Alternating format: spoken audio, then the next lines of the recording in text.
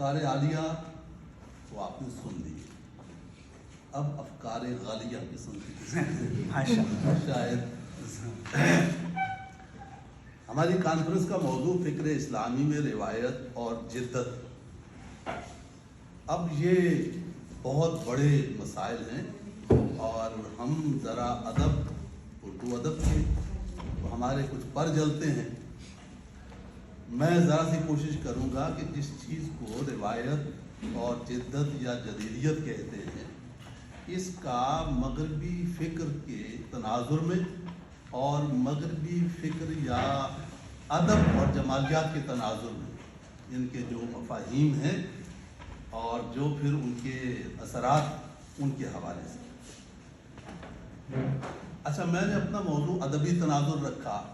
اس میں بھی ایک شے ہے کہ جدیدیت روایت کا انقطاع ہے یا انسلاخ ہے۔ یہ دونوں چیزیں، کسی صاحب نے کہا کہ جدیدیت ایک ایسی بلا ہے جس کے بہت سے سر اور جس کے سینکڑوں بازو ہیں۔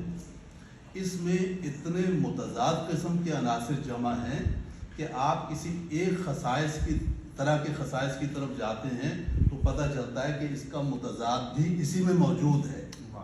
اس کے بارے میں کوئی متعین رد عمل تعدیر عموماً چلتا نہیں۔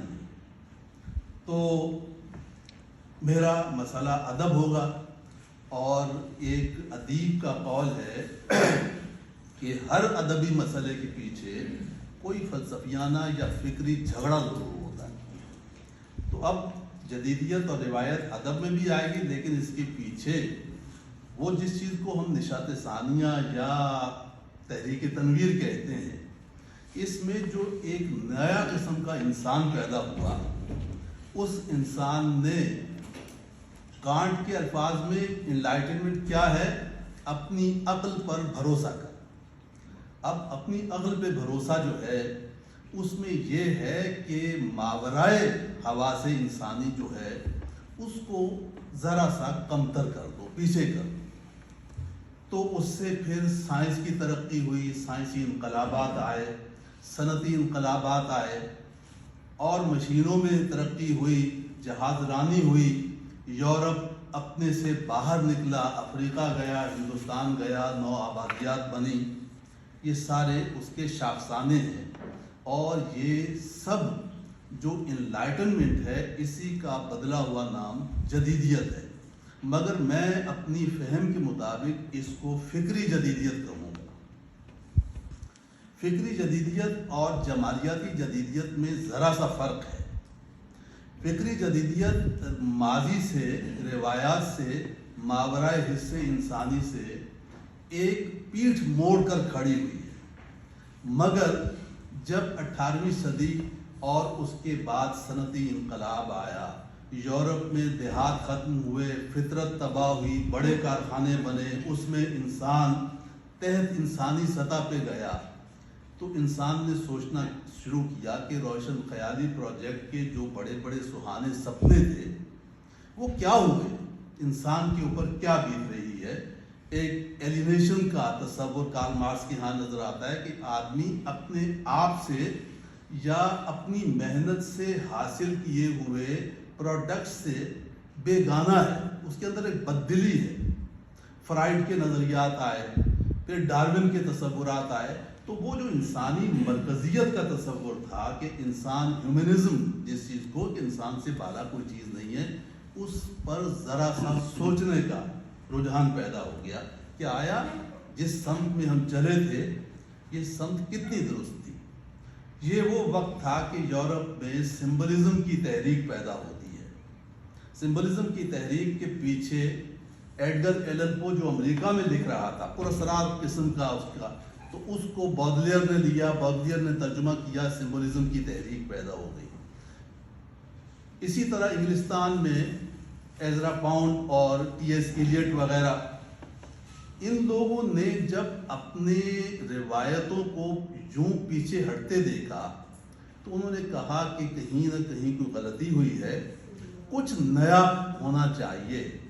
تو ادب کے ذریعے، فن کے ذریعے، حیات کے ذریعے جو اخلاقیات سرمایہ دارانہ اخلاقیات تھی، زر پرستی کی اخلاقیات تھی، اس پر سوال ہونا شروع ہوئے، ہر قسم کی جمائے جوابات سے انکار شروع ہوا، اور حیات اور فن کے زور پر ایک نئی حقیقت تخلیق کرنے کا، تو جو بظاہر اپنے سماج سے اور گرد و پیش کے ماحول سے کٹی ہوئی لیکن فن کے راستے ایک نئی حقیقت تخلیق کرنا، اب یہ وہ جگہ ہے جہاں پر روایت سے انسلاخ، ٹی ایس ایلیٹ کے ہاں روایت کا تصور آپ جانتے ہیں کہ ماضی حال میں زندہ ہوتا رہتا ہے، مگر تفصیل نہیں ہے۔ ٹی ایس ایلیٹ کا روایت کا تصور ایک کلچرل سطح پہ ہے، ارضی سطح پہ ہے، دنیاوی سطح پر ہے۔ اگرچہ ٹی ایس ایلیٹ کیتھولسزم کا بہت پریکٹسنگ آدمی تھا، لیکن اس سے جو پیدا ہوا وہ بالعموم، تو ہمارے ہاں اب یہ وہ پس منظر ہے کہ دو تحریکیں 1947 کے گرد و پیش پیدا ہوتی ہیں، ترقی پسند تحریک جو کارل مارکس کے تصورات سے آتی ہے، اس کے مقابل حلقہ ارباب ذوق کے لوگ تھے جو کہتے تھے کہ ہمارا اصل تعلق فن کے ساتھ ہے، جمالیات کے ساتھ ہے، نظریے کی حاوی ہونا ہمیں گوارا نہیں ہے۔ اب یہ ادبی جمالیات جس کو میں نے کہا جدیدیت کا ادبی رخ ہے، جس کے پیچھے ٹی ایس ایلیٹ کے تصورات ہیں، فرائڈ کے تصورات ہیں، لاشعور دریافت ہوا، جنسی جبلتیں کس طرح انسان پر سماج پر اثر انداز ہوتی ہیں، دوسری طرف ترقی پسند جو کہ ظاہر سوشلسٹ انقلاب آ چکا تھا، اور کارل مارکس کے تصورات کے ساتھ۔ اب مشکل یہ ہے کہ فکری جدیدیت اور ادبی جدیدیت، فکری جدیدیت کا ایک رخ جو میں نے پہلے بتایا، یہی ترقی پسندی بن جاتی ہے، اور اس کے کچھ موٹے موٹے سروکار ہیں کہ ماضی سے ہمارا کوئی خاص تعلق نہیں ہے، یہ جنونی پن ہے، یہ احیا پرستی کی تحریکیں ہیں، یہ ماورائے انسانی باتیں ہیں، یہ دونوں قسم کی جو ترقی پسندی اپنے ادبی سروکار میں جدیدیت سے الگ تھی، مگر مجموعی طور پر عرضی سطح پر رہنے کی دونوں قائل تھی۔ اچھا، اب جمالیاتی جدیدیت کا کچھ حال میں بیان کر چکا، تو اب دیکھیے ہندوستان میں کیا ہے، جس چیز کو میں آگے چل کے بیان کروں گا۔ 1857 ہم کہتے ہیں، یہ ایک الگ دنیا کی پیدائش ہو رہی ہے۔ ٹی ایس ایلیٹ نے اپنے ایک معروف مضمون میں یہ لکھا ہے کہ 17ویں صدی کا انسان یا شاعر اور اس سے پہلے والے میٹافزیکل پوئٹس جو تھے، وہ خیال کو اور حس کو جمع کرنے کا فن جانتے تھے، یعنی کوئی چیز عقلی ایکٹیویٹی ہے، عقلی ایکٹیویٹی کو اس طرح سمجھ سکتے تھے، بیان کر سکتے تھے جیسے پھول کی خوشبو سونگھی جا سکتی ہے۔ مگر پھر 17ویں صدی میں ڈرائیڈن اور پوپ کے ہاں ایک انقطاع واقع ہو گیا، جسے وہ ڈس ایسوسیشن آف سینسیبلٹی کہتا ہے۔ یہ انقطاع واقع ہو گیا، اس کے کوئی 15-20 برس بعد انہوں نے کہا کہ میں ڈس ایسوسیشن آف سینسیبلٹی کے تصور میں ذرا سی ترمیم کر رہا ہوں۔ وہ ترمیم یہ کہتا ہے کہ 12-15 سال پہلے میں نے ڈس ایسوسیشن یا انقطاع کا بوجھ دو شاعروں کے کندھے پر رکھا تھا، ڈرائیڈن اور ملٹن کے، تو یہ کندھے بہت نازک ہیں، یہ بوجھ بڑا بھاری تھا۔ اب میں سمجھتا ہوں کہ اس انقطاع کی تاریخ 17ویں صدی میں اتنی گہری ہے سماجیات میں، سیاسیات میں، کہ اگر میں اسے بیان کرنے لگوں تو مجھے ادبی حدود سے باہر نکل کر سماجیات میں داخل ہونا پڑے گا۔ ادب کی حدود میں رہ کر یہ جھگڑے مٹائے نہیں جا سکتے۔ مگر ہمارے ہاں ایک جدیدیت کے بہت بڑے نمائندہ نقاد، بہت بڑے آدمی شمس الرحمن فاروقی ہیں، وہ کہتے ہیں کہ 17ویں صدی میں انقطاع نہیں ہوا۔ اصل میں ایف آر لیوس نے یہ کہا تھا کہ 17ویں صدی میں نہیں ہوا، یہ ولیم بلیک جو کہ ایک رومانوی شاعر تھا، اسے پہلی مرتبہ محسوس ہوا کہ پچھلے شاعر جو کچھ کہتے تھے ان کے قارئین و سامعین سارے سمجھتے تھے، مگر ہمارے زمانے میں کوئی تبدیلی ایسے آ کہ شاعر کچھ کہتا ہے، اس کا سامع وہ سمجھتا نہیں، تو سامع گم ہو گیا، گویا کہ انقطاع واقع ہو گیا۔ اب ایلیٹ کے انقطاع میں اور ایف آر لیوس یا شمس الرحمن فاروقی کے انقطاع میں اتنا فرق ہے، انقطاع واقع ہوا، دونوں متفق کب ہوا؟ آگے پیچھے ہوا۔ اس میں نے یہ کہا تھا کہ روایت سے انقطاع ہے یا انسلاخ ہے، تو دونوں قسم کے رجحانات ساتھ چلتے ہیں۔ جدیدیت کی ایک تعریف ارونگ بیبٹ کے ہاں ہے، یہ ٹی ایس ایلیٹ کا استاد تھا۔ روسو اینڈ رومانٹسزم پر اس نے بڑی ایک اچھی کتاب لکھی۔ اس میں کہتا ہے جدیدیت کے بے شمار اختصاصات ہیں، مگر ایک شے سب میں مشترک ہوتی ہے اور وہ ہے اتھارٹی سے انکار، کہ بالائے انسان کچھ نہیں ہے۔ زندگی اور سماج میں جو کچھ ہوگا اس میں انسان اپنا حکم خود ہے، حاکم بھی خود ہے، حکم بھی خود ہے، فیصلہ بھی اسی کا چلے گا۔ اچھا، اب اس پس منظر میں اردو میں جو جدیدیت کے مباحث آئے تو تین طرح۔ ایک مبحث یہ کہتا ہے کہ ترقی پسندی اور جدیدیت ایک ہی ہے، بھائی پرانے سے سلسلہ منقطع کرو، اپنی سماجیات میں کرو۔ ایک کہتا ہے کہ ادبی اور فنی جمالیات اہم ہیں، دوسرے کہتے ہیں نہیں، سماجی معاشی مسائل اہم ہیں۔ دو یہ ہو گئے۔ تیسرا ایک نقطہ نظر اور ہے جس نے اردو تنقید میں روایت کے تصورات پیدا کی، بحثیں چھیڑی۔ ٹی ایس ایلیٹ روایت کی بحثیں چھیڑ چکے تھے۔ محمد حسن عسکری پہلے آدمی تھے جنہوں نے کہا کہ ٹی ایس ایلیٹ کا روایت کا تصور ادھورا ہے۔ ایلیٹ کہتا ہے کہ مغرب نے اپنی فکری تاریخ میں اپنی روایت میں کوئی چیز نہیں کھوئی، سب موجود ہیں۔ تو سوال کرتے ہیں کہ وہ جو فلاں صاحب نے ایک رسالہ لکھا کہ اچھا شاعر 3 زبانوں میں شاعری کرتا ہے، اور اس نے شاعروں کے نام گنوائے ہیں، ان میں تو کوئی ایک بھی نہیں ہے جو 3 زبانوں میں شاعری کرتا ہو۔ اس کا مطلب ہے وہ 3 سطحوں پر شاعری کرتا ہے۔ یہ روایت کا درجہ وار تصور ہے کہ روایت سب سے اوپر کے درجے پر تصور حقیقت سے جڑی ہوئی ہے، اس کے نیچے پھر مرحلہ وار ہیں۔ فنی جمالیات بھی وہیں سے اخذ ہوتی ہیں، تہذیب بھی وہیں سے اخذ ہوتی ہیں، بلکہ ان کا ایک بڑا کمال کا جملہ ہے کہ کیا جس تہذیب میں تہذیب نفس کے اصول نہ ہوں اسے تہذیب کہنا جائز بھی ہے یا نہیں جائز ہے؟ تو تہذیب نفس کے اصول اس پوری روایت میں، جس کو ٹی ایس ایلیٹ یا دوسرے چند لوگ روایت کہتے ہیں، اس میں ہے ہی نہیں۔ اچھا صاحب، مختصر باتیں تو ساری ہو گئی، اب میں کچھ پریکٹیکل قسم کی کچھ باتیں غور کر کے بات ختم کرتا ہوں۔ ٹی ایس ایلیٹ کا انقطاع کا تصور بھی میں نے آپ سے بیان کر دیا۔ اچھا، اب دیکھیے جو ویسٹ لینڈ کا زمانہ ہے، جو 1922-30 کا زمانہ، اور کچھ یولیسز ایک ناول لکھا گیا جس میں گزری ہوئی چیزوں کے ساتھ تعلق، مگر منطقی ربط کے ساتھ نہیں، شکستگی کے ساتھ کوئی جز پہلے بیان کر دیا، یعنی یہ کسی کہانی کی جو منطقی ترتیب ہوتی ہے، آغاز ہوتا ہے، اٹھان ہوتی ہے، پھر اس کا ایک انجام ہوتا ہے، اس طرح نہیں ممکن ہے انجام پہلے بیان کر دیا جائے، اور اس میں ہر چیز آ سکتی ہے، ہر روایت آ سکتی ہے، بس اس روایت کو ذرا ماورائی سطح سے تعلق نہیں ہونا چاہیے، انسانی سطح سے اس کا تعلق رہنا چاہیے۔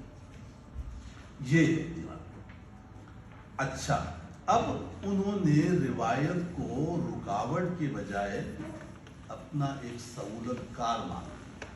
اب دیکھیں گے کہ آگے چل کے جو مذہب کا تصور بھی مانا جا سکتا ہے، مگر مذہب اگر آپ کی زندگی میں سہولت کاری کرتا ہے تو ٹھیک ہے، جس طرح آپ نشہ وشہ کر کے اطمینان پاتے ہیں تو کہیں سجدہ وجدہ بھی کر لیا کریں، تسبیح بھی پڑھ لیا کریں، کسی مندر میں سر بھی ٹیک لیا کریں، لیکن اگر یہ آپ کی زندگی میں حاکم ہے تو اس حاکمیت کو قبول نہیں کیا جا سکتا۔ نہ ترقی پسندی والی جدیدیت کرتی ہے، نہ فنکارہ جمالیات والی جدیدیت کرتی ہے۔ عسکری صاحب جب روایت کا ذکر کرتے ہیں تو ٹی ایس ایلیٹ کی روایت سے مختلف ہو جاتا ہے معاملہ۔ اچھا، اب میں یہ ایک اقتباس پڑھ دیتا ہوں، میرا خیال ذرا سا تھوڑا توجہ چاہیے۔ کہتے ہیں کہ حقیقت عظمیٰ جو حقیقت الحقائق ہے، اپنی اصل کے اعتبار سے ورا الورا ہے اور حقیقت کا سب سے اونچا درجہ ہے، لیکن حقیقت عظمیٰ کے بارے میں تو کوئی تصور قائم ہی نہیں کیا جا سکتا۔ اسی لیے عرفا نے ظہور کے نقطہ نظر سے اس کے درجات مقرر کر دیے۔ ظہور کا پہلا درجہ جس میں حیت شکل کوئی نہیں، لیکن ہم تعینات کے قریب آنے لگتے ہیں۔ اس کے بعد حیت کا نمبر آتا ہے، جہاں پھر ظہور لطیف و ظہور کثیف، عالم ملکوت، اس طرح کی بحثیں ہیں۔ اب ان سب کا لب لباب یہ ہے کہ پہلے ایک بڑا دائرہ ہے اس کے اندر ایک چھوٹا دائرہ، اس کے اندر ایک اور چھوٹا دائرہ، یہاں تک کہ مرکز کا نقطہ باقی رہ جاتا ہے۔ مرکز کا نقطہ حقیقت الحقائق ہے، یہاں سے محیط تک کا سفر رداس کے راستے ہوتا ہے۔ بعض لوگوں نے اس کی تشریح شریعت سے کی ہے، اور وہ جو دائرہ ہے اس کے باہر کچھ نہیں، اس کے بعد میں زندگی آ جاتا ہے۔ تو یہ ہے وہ باتیں، اور انہی روایت کے تصور سے ہمارے تہذیبی مسائل پیدا ہوتے ہیں، اس تہذیب سے ہماری فنی جمالیات پیدا ہوتی ہیں۔ ہمارے ہاں جو استعارے کا مسئلہ ہے کہ نامعلوم کو بیان کرنے کا کوئی طریقہ ہے ہی نہیں، تا وقتے کہ ہم کسی مماثل چیز سے نہ بیان کریں۔ جس طرح غالب کہتا ہے کہ ہر چند ہو مشاہدہ حق کی گفتگو، بنتی نہیں ہے بادہ و ساغر کہے بغیر۔ بادہ و ساغر علامتیں، مقصد ہے ناز و غمزہ بلے گفتگو میں کام، چلتا نہیں ہے دشنا و خنجر کہے بغیر۔ محبوب کی آپ نے آنکھوں کی تاثیر بیان کرنی ہے تو کہیں گے کہ تیر مارا، تیر نظر۔ تو یہ جو فنی جمالیات ہے اس تہذیب سے آ رہی ہیں۔ کوئی شعر کتنا بڑا ہے اس کا ایک ہے کہ فنی جمالیات میں کتنا ہے، دوسرا یہ کہ وہ حقیقت کے کتنے دائروں کو چھوتا ہے۔ یہ مسائل ہیں مختصر سی۔ اس معنی میں جدیدیت اور روایت ایک دوسرے کا انقطاع ہے، اور ان کے درمیان سمجھوتا صرف اور صرف جدیدیت کی شرائط پر تو ممکن ہے، روایت کی شرائط پر نہیں ہوا کرتا۔ اب میں ایک شعر ہے غالب کا، دیکھیے: بامن بیامیز اے پدر، فرزند آذر را نگر، ہر کس کے شد صاحب نظر، دین بزرگاں خوش نہ کر۔ اے پدر ناراض نہ ہو، جو صاحب نظر ہوگا وہ دین بزرگاں میں نہیں چلتا۔ اب یہ عجیب اتفاق ہے کہ ہمارے ہاں جدیدیت کے دو متحارب گروہ دونوں اس شعر کو نہایت پسندیدہ شعر کہتے ہیں۔ بظاہر ادبی اختلاف ہے لیکن دین بزرگاں نہیں چلے گا۔ اچھا صاحب، ایک آخری بحث وہ ہے جدیدیت اور مابعد جدیدیت۔ کہتے ہیں کہ 1960 تک کے اشرے تک جدیدیت کا عہد تھا، اب جدیدیت ختم ہو گئی، مابعد جدیدیت آ گئی۔ بحثیں طویل ہیں، لیکن ایک صاحب نے نہایت آسانی کے ساتھ کہا کہ وہ کیا شے ہے جو جدیدیت میں تھی، مابعد جدیدیت نے اس کا رد کر دیا۔ وہ مابعد امتیاز عنصر کیا ہے؟ وہ تھی عقل۔ انہوں نے کہا کہ جدیدیت کے 400 سالہ تاریخ میں عقل مدار المہام تھی، اور اس کے 5 خصائص تھے کہ یہ انفرادی صلاحیت ہوتی ہے، معروضی طور پر کام کرتی ہے، کلی حقیقت کو جاننے کی مدعی بھی ہے، خود مختار ہے، کلی ہے، آفاقی ہے، نتیجہ خیز ہوگی۔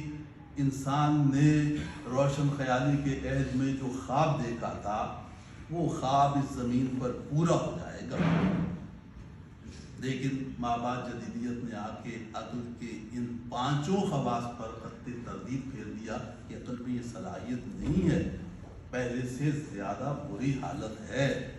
اب محمد حسن عسکری روایت کے اس تصور کی وجہ سے جدیدیت کو کلی طور پہ جو رد کرتے ہیں، تو میں نے آسانی کی خاطر ڈاکٹر جاوید اکبر انصاری صاحب ہیں، وہ کہتے ہیں کہ مغربی لبرل سرمایہ داری اور جس کا پچھلی صدی سے ایک شعرہ تھا کہ جناب سوشلسٹ نظام ایک دوسرے کے متحارب ہیں، وہ کہتے ہیں دونوں ایک ہیں اصل میں۔ اسی طرح محمد حسن عسکری کہتے ہیں کہ جدیدیت خواہ فنی جمالیات کی آڑ میں ہو یا ترقی پسندی کی آڑ میں ہو، اصل میں دونوں ہیں۔